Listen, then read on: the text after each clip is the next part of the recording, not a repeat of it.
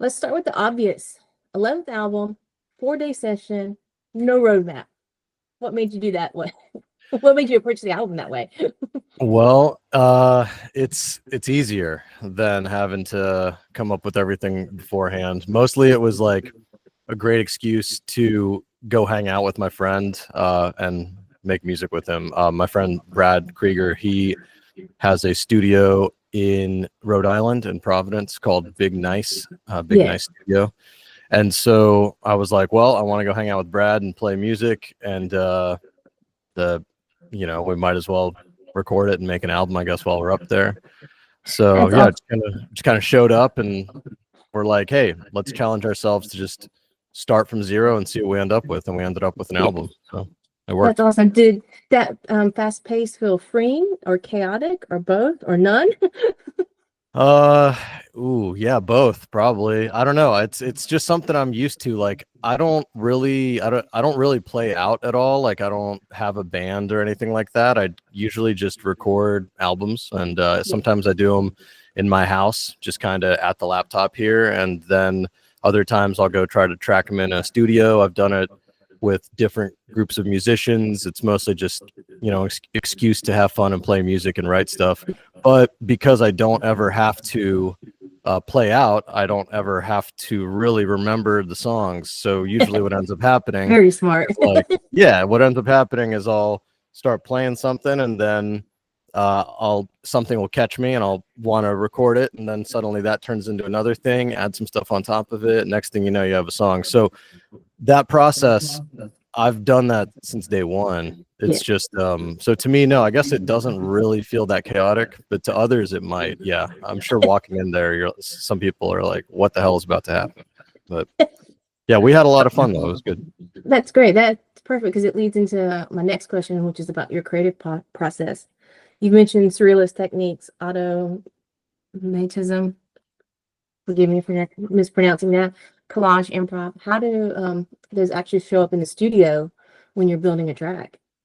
Well, in this case, when I was talking about those surrealist techniques, a lot of that is mostly about the songwriting specifically. What we would do, basically the way the studio is set up is there is like an isolated vocal booth, right? That's like away from the control room, and there is no visual between the Yeah. two. All you have is the headphones. But there is a window that you can see out of, and there's also a TV monitor up that is connected to the computer that's back in the control room. So what we would do is I would hear Brad in my headphones, and I could talk to him through the mic, and I would just be like, hey, can you just throw on some like YouTube videos of this thing or that thing? And he would just like throw them on, and I would just improvise the lyrics based off of what I was seeing. Oh, Other wow. times, other times I would be like, hey, go type in, like, find a random word generator on Google that generates 4 random words at a time, and just like every beat just hit refresh, so we have just new words flowing and we can just kind of start grabbing at them, um a lot of those, the majority of those are not like first take, you got it, you Yeah. obviously have to loop the track and just kind of freestyle it out, but eventually you get somewhere with them. And so, like, I guess that's what I meant by surrealist techniques for the Yeah. songwriting in this case. Yeah. But yeah, it was, again, it was fun, and it's a little easier to write that way than it is trying to sit down and really mold every Yeah. syllable, especially when you've only got like a few days in the studio. Was there a specific track that you were surprised that came together so easily, or maybe the hardest? Yeah. I think so. The song Magpie surprisingly came together very easily. That was Yeah. like just a couple takes. And for that one, I had him. I don't remember. I think I had either just seen this like short film about a magpie, or had seen a soccer game that featured this club called Newcastle, whose nickname is Yeah. the Magpies.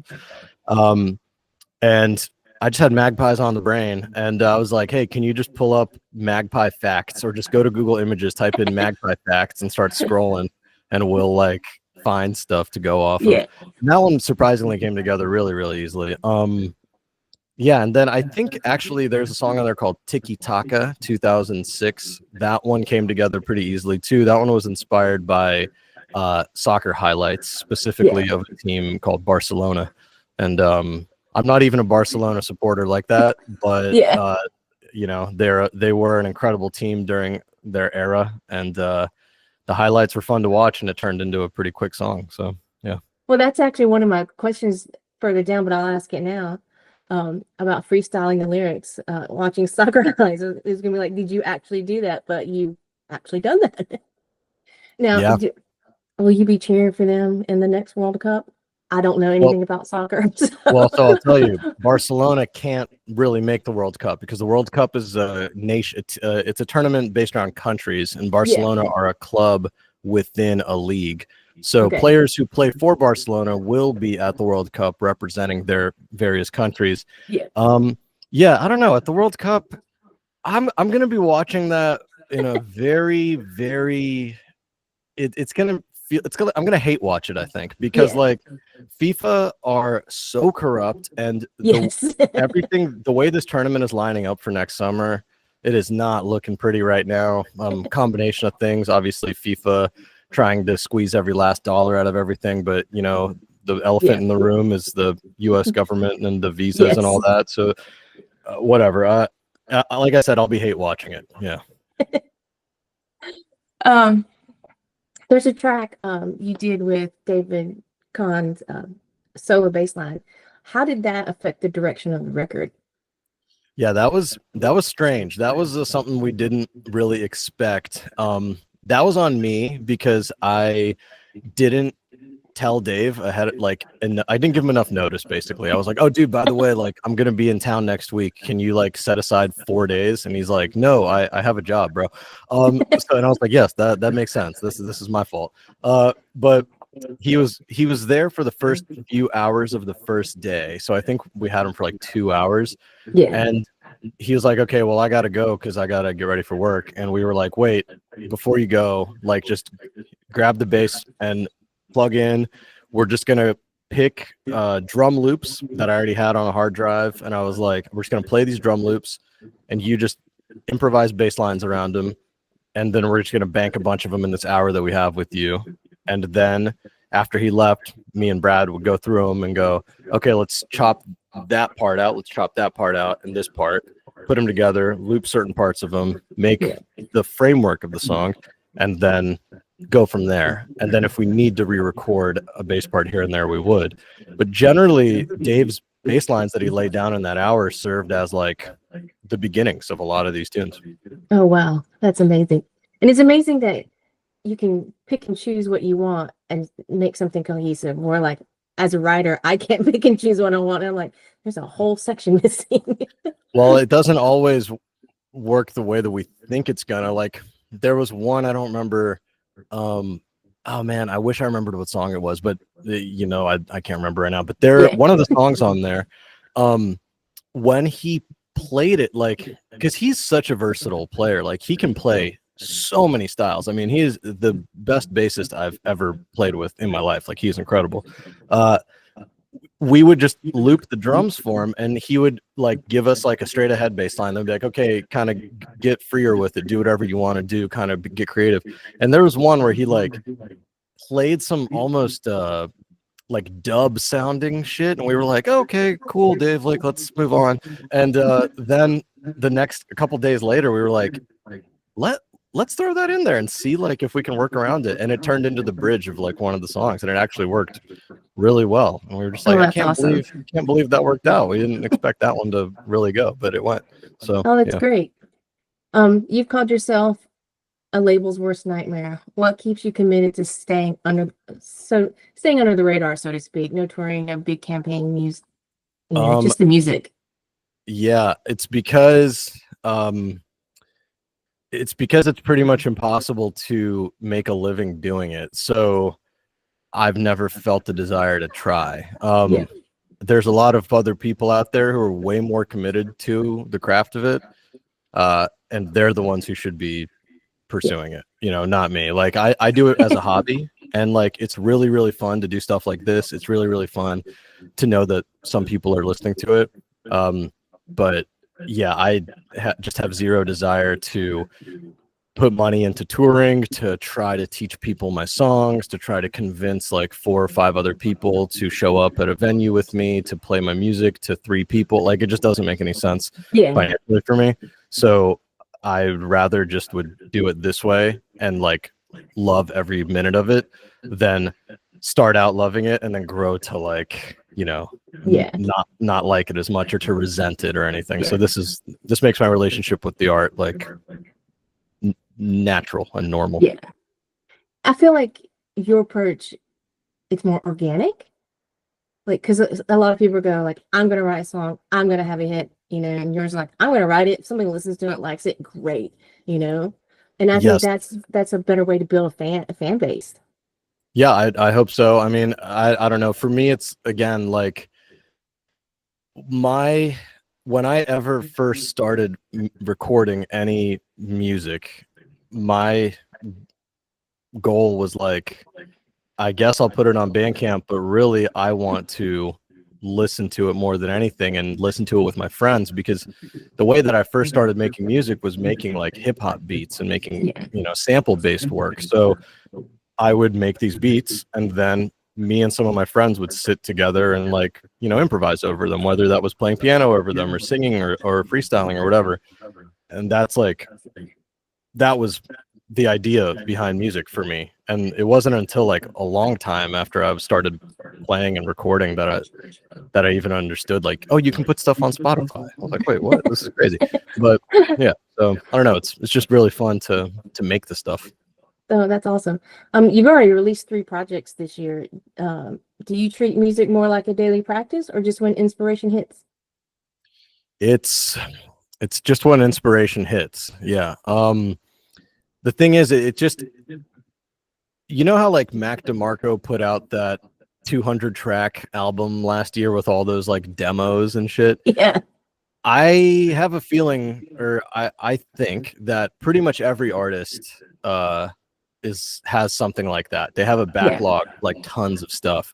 You know, some folks are lucky enough that they can commit every single day to making music, and that's really cool. Some people do it when inspiration strikes, but regardless, I think everyone has like this giant backlog, and that's kind of the reason I'm able, like, I released a bunch of stuff last year. You know, it's like I just had a backlog of stuff, and I was like, okay, I'm ready to like get the shit out. You know, clean the closet up. Yeah, exactly. Yeah, I don't know. It's I guess it's a combination of the two. I try to practice a decent amount, but that's really mostly me just like jamming and, you know, improvising. I don't record any of that stuff. Yeah. But when I do sit down to record, I'm like, okay, it's time. Let's make a song, you know? Yeah. I know you said you consider yourself a hobbyist in making music. Is that just a way to dodge pressure? No, I don't think so. I legit think like my skill just isn't at that level where I can be considered like an out and out musician, you know? Like I think you sell yourself short. Well, I flub a ton of notes, and like I can't read music. If you put me up there, I couldn't really track the changes unless I'm just like playing some accents or like not even a lead guitar I'd just be noodling, you know, basically. But when I'm like in the studio, it's okay to mess up a bunch because you can just like keep playing it till you get it right, you know, or keep playing it till you're happy with the feel of it, you know. That's what's more important than anything. But yeah, I don't know. I think that I'm definitely a hobbyist because, you know, I wouldn't call myself a professional, so I guess I'm a hobbyist. Like for work, I work in post-production and filmmaking. There I'm a professional, you know. I can say that confidently, but music, I'm not a professional. I think, and I've learned this over the years just with talking to musicians. I think musicians are harder on themselves because, like you just said, like I'll mess up a note. Where a music fan, a normal music fan that's not another musician, is never going to notice if your guitar strap is broken or you hit an E versus a D. They're just going to be like, that tune rocks. Yeah. So. Yeah. hopefully, Yeah. you know, I don't know. I think live maybe people give a little bit of Yeah. leeway, but if you're gonna be laying down a bunch of dissonant stuff on I guess you can lay down dissonant stuff on a record and it can sound cool. I don't know. Yeah, you Yeah. can do anything you want as long as it sounds cool, I guess. Yeah. As long, I think as long as somebody enjoys it, because I've heard some stuff where I'm like, okay, this is weird, but it works. Yeah. Yes, a lot of stuff. Some of the stuff that is weird and disjointed actually is the best stuff, you know. Yeah.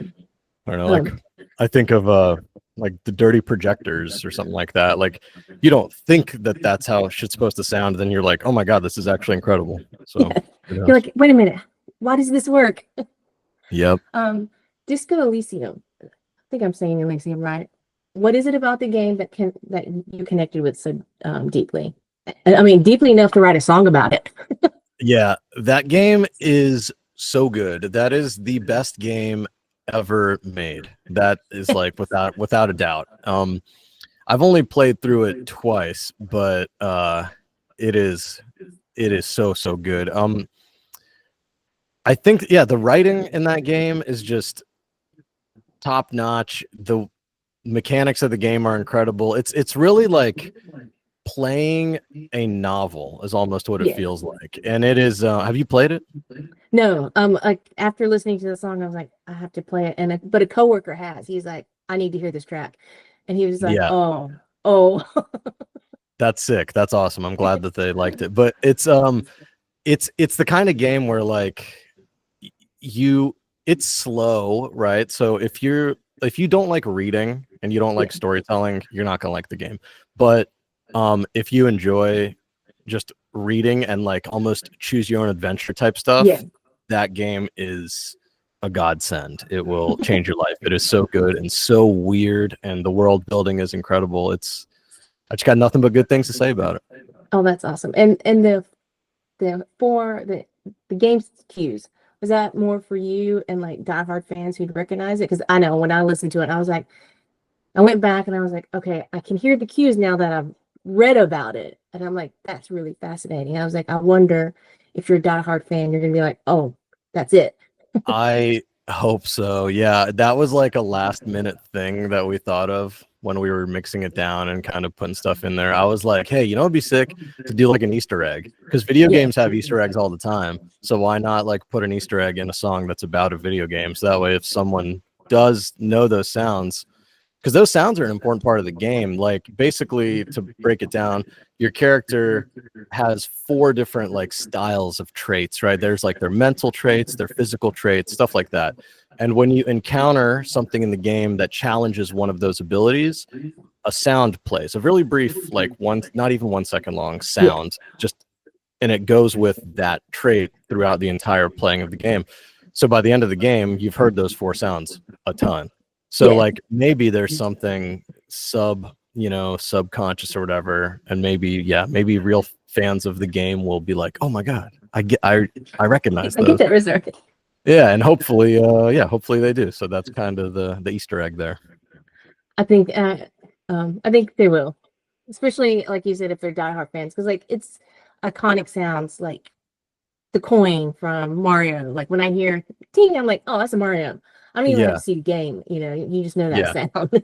Yeah, exactly. And you just hope that there's some crossover between the people who listen to my stuff and the people who hear that song. I mean, and the people who play the game, I guess. Yeah. But, yeah, and then I'll just real quick shout out the album art. The album art the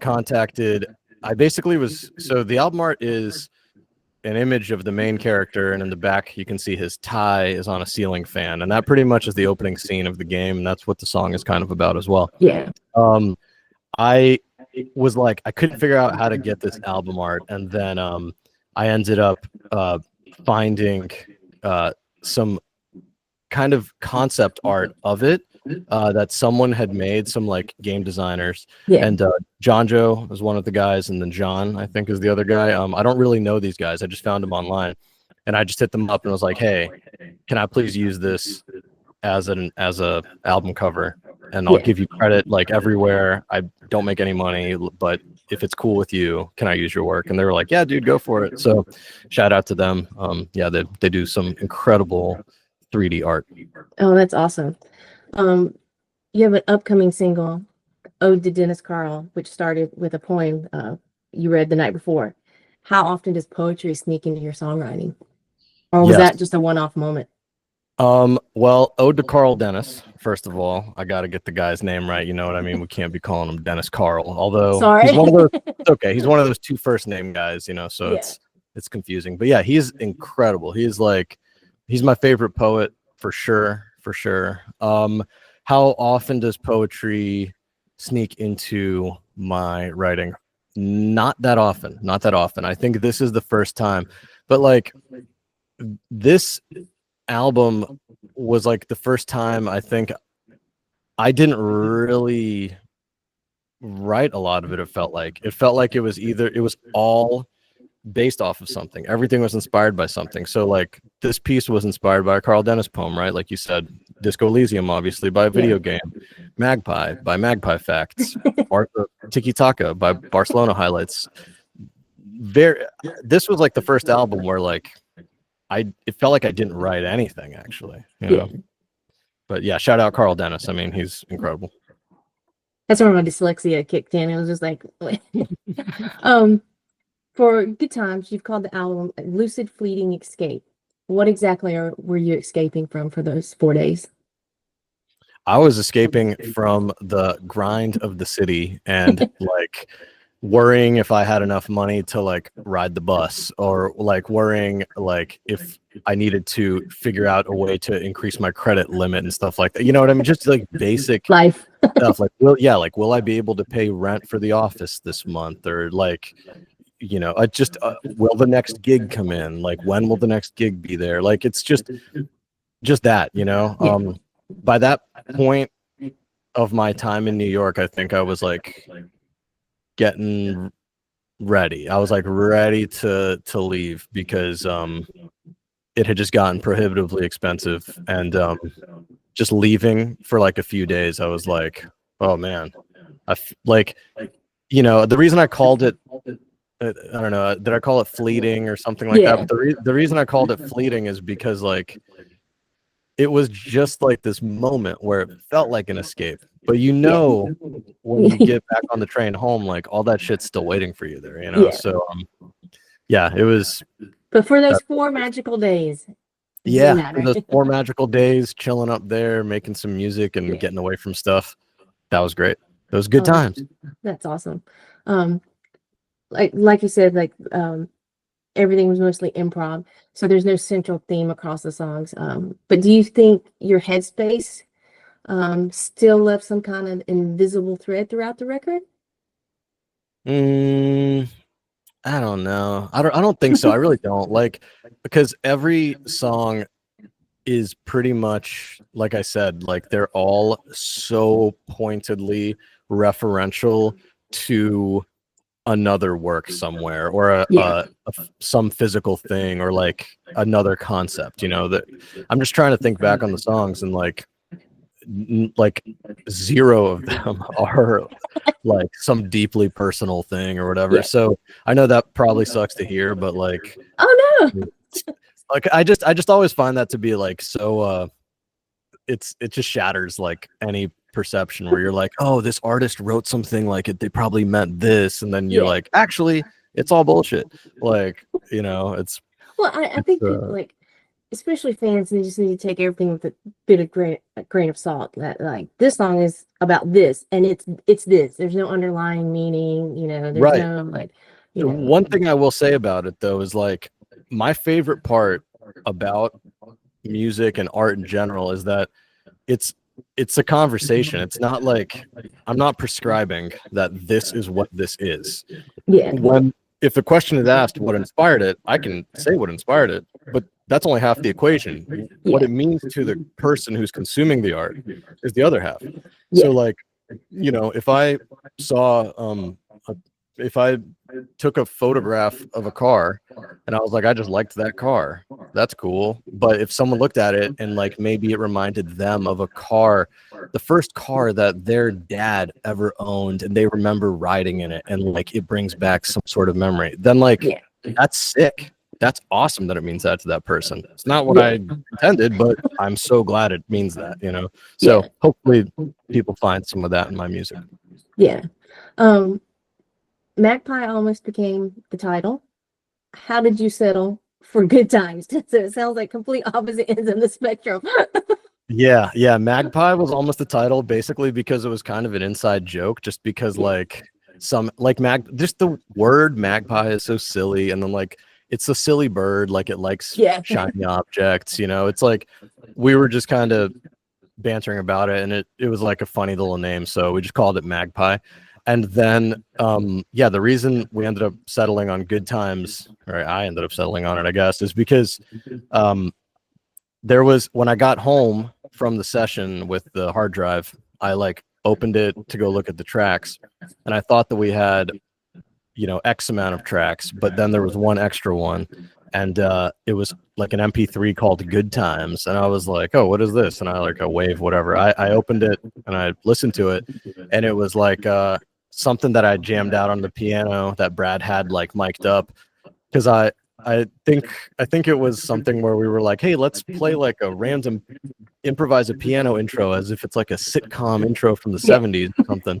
And then we kind of like played it, and then it was just like, okay, we don't need to do this. Let's continue like making the real songs. But I didn't realize that he was gonna like keep that. I thought that that was just gonna go in the trash heap. And so to see it on the hard drive, I was like, he'd already named it Good Times. I was like, oh, it's a great name for the album, because like it really was Good Times, like the whole thing. So it was shout out to Brad for that one. He nailed it. That's awesome. With the 4-day turnaround, do you see yourself now more potentially making albums in that fast turnaround, or was this a one-time experiment or something you want to try again? It's honestly not that uncommon for me, at least. I mean, I kind of make them pretty quick.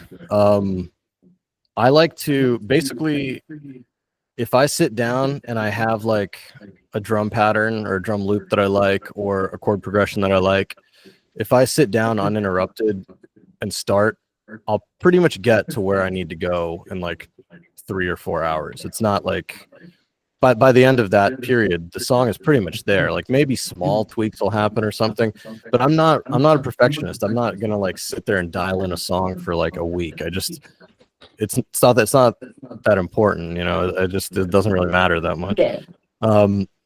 So I don't think it's gonna change anything. Yeah, I pretty much operate at that pace all the time.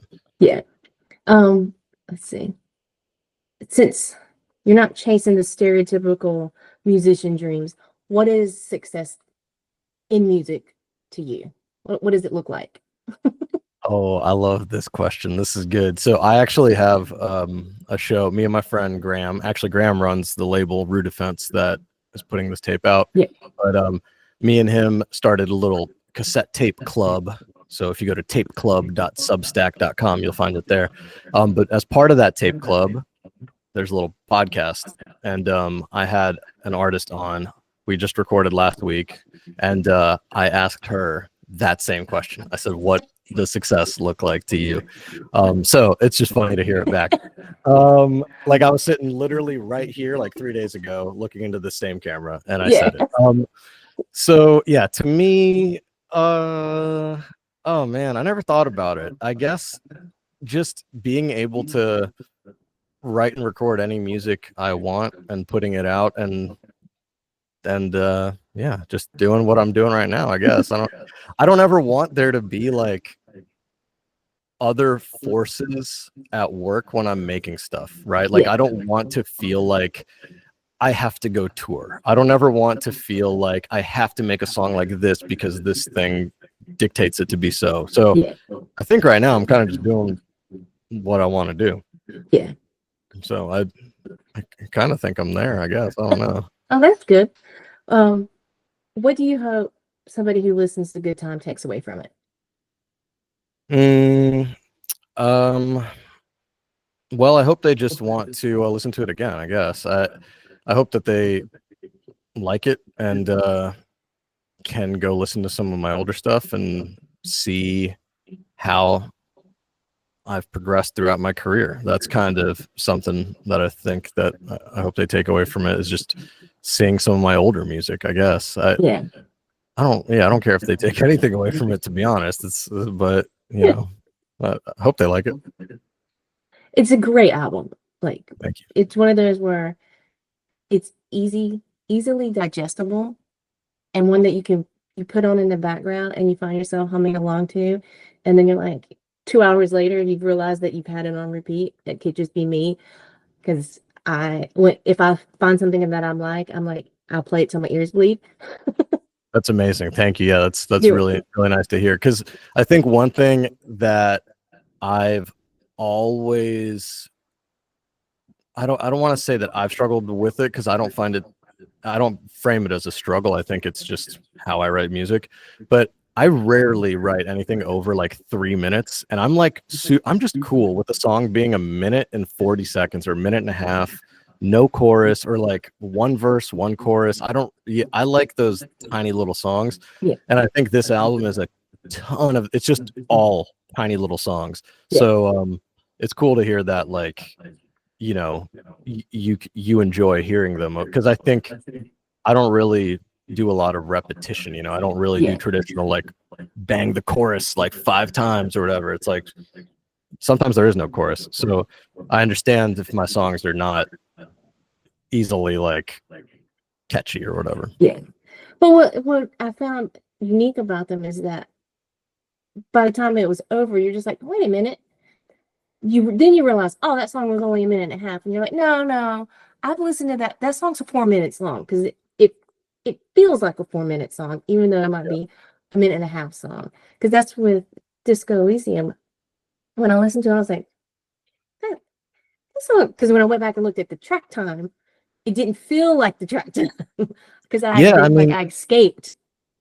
yeah, to me it's like, I guess it's it's not like I'm gonna introduce anything new. So if we wanted it to get longer, I guess I could just double the form, Yeah, and like do both parts again or whatever. Or if, say, yeah, we had 3 sections, do 2 of the 3 sections again or whatever. But there's no need. It's fine. yeah, Like, if you want to hear the section again, just hit rewind. Or it's like, it's so easy to loop a song or listen to it multiple times nowadays. Just go ahead and listen to it again. It's fine. yeah. Um, what's the one? You don't have a tour date, so what's the one weird rule that you have in the studio? Weird rule. Yeah. Or do you have a rules in the studio? Well, my rule in the studio is, if people if I'm gonna have people in the studio and they're coming to play on the track, I buy the meals for everybody that day, because, like, I don't pay them. I don't pay a session fee. I don't have money to pay a session fee. I don't get money from my music. But I also, like I said, work in film, and when you're doing like DIY film shit, the most important thing is to keep everybody fed. So that's kind of, Yeah. I carry that into the studio. So, like, again, this album was just me and Brad. So, like, we would just take a break and go to lunch. But, like, in the past, when I've had albums where it's like 5 people in the studio, I'm like, okay, guys, here's the phone. We're ordering from here. Put in anything you want. It's just going to come to the studio, and, like, don't even worry about it. Yeah. So I guess it's not a weird rule, but my rule is that, like, everyone should be compensated for their time Yeah. somehow. Fed, I guess. I don't know. Yeah. Look, full bellies make for productive productivity. Yeah. Yeah. It's like, I don't know. It's a nice gesture. Yeah. If Good Times was a physical object, what would it be? If Good Times was a physical object, what would it be? It's weird. This is such a cop-out answer, but it would probably be an upright piano, just because that song actually is literally just like an upright piano. It would be like a Yeah. dusty, like, semi out of tune upright piano sitting in like an old 70s apartment or something like a basement. How about that old 70s basement? That's Oh, what it would be. that's a great answer. Good answer. What's I something you're really trying flew to that. I landed the plane on that one. what's something that you're trying to unlearn when it comes to making music? Ooh, that's a good question. I'm gonna steal that question. Go ahead. What is something I'm trying to unlearn? Yeah, I guess it's not that I'm trying to unlearn this, but I am trying to avoid doing this all the time. Every single freaking time I play, I always end up writing in A major all the time because like it just always ends up sounding. I'm like, I'll play something, let me move it down, Okay, oh, there we go, that's good. And then, oh, that's cool. And then I'll be like, man, this progression's sick. And then I'll kind of keep going on it and figure it out more because I'm not a music guy. I don't like immediately know what I'm playing. It takes me a Yeah. little bit to like figure out what I'm doing. And after like jamming on something for like 15 minutes, I'll be like, oh, dude, it's the same chords. It's an A again, and it's just an A major 7. Like, why do I keep doing this? But so that's my habit I'm trying to break is like, Yeah. get more minor, get out of my major chord, my Yeah. specifically A major, get out of that key, get into a different key, use more minor chords. Like, but I don't think I'm ever going to do it. They just don't sound like I like them. You know, I like It's not natural. yeah, like that. I'm boring, man. I like an A major 7th. That's what I like. It's so just, it's like the most pleasing, like peaceful chord. It's like being on a beach. Like, I just Yeah. love that chord. I don't know. If it works, it works. Yeah. So these are the same 3 questions we always ask. Is there an artist or band that you feel is the most underrated and why? Yes, I can answer that one right away. Micro Disney is the most underrated band of all time. They are so good. And I could maybe take it a step further and say that Sean O'Hagan from Micro Disney is one of the most underrated musicians, in my opinion, like of all time. So Micro Disney were a band from the 80s. They're an Irish band. And they were around kind of around the same time like the Smiths were. They were kind of ran in maybe similar circles as them. If you listen to them, you'll kind of you'll be like, oh yeah, they do kind of sound similar. But they were a great band in the 80s, and they never really got there. They never hit that. They had like one song that kind of got big, and they went on a few tours, but they as like support, but they weren't they never really hit it like that. And there was 2 main guys in it. Sean O'Hagan was one of them, and Cahill Coughlin was the other one. And he's passed now, but he was an incredible writer, like a poet, and his voice was beautiful too. And he had a few projects he did after Micro Disney. But the way him and Sean O'Hagan worked together was really incredible. And Sean O'Hagan went on to work a little bit with Stereolab, and then he formed a band called the High Llamas. And then he worked with Cahill Coughlin a few times again before he passed. But yeah, that's my answer. Micro Disney, Sean O'Hagan, Cahill Coughlin. Those guys are just super underrated, and people should listen to them. I think I might know the answer to this next question. Which artist or band would you like to collaborate with and why? I'm curious. What do you think the answer is? I figured you were so passionate about Micro Disney. Disney. I was you think it's Sean O'Hagan? Yeah. I don't think I could collaborate with him because he's like far too he's too talented. Like he operates on a different plane. Like I don't think it would work. I think I would go in there and like make a fool of myself. Oh man, artists who I'd want to collaborate with is kind of tough because I'm not a very good collaborator. At least you admit that. Yeah, no. I mean, I don't know how to tell someone I don't like the part, or I know how to tell someone exclusively I don't like your parts. So it's not good. Yeah, You don't have to who do sugarcoat it. That's the good thing, you know. I yeah. think too much sugarcoating leads nowhere. I think I would most want to work with like a producer because that's like always my favorite relationship. Like working with Brad, right? Is Bradford Krieger is Yeah. awesome, and he's like a producer, and producers usually are multi-instrumentalists as well. So like it's just really nice having versatility like that in the studio. Um, or a really, really, really sick drummer. That would be pretty cool. Yeah. Stuart Copeland from The Police. Uh, That's who I'd want to work with because he's such a sick drummer. It would be really cool and really, really fun. So have yeah, you that's my seen answer, his Stuart Copeland. Drumeo bit? Like, Yes, yeah. He's awesome.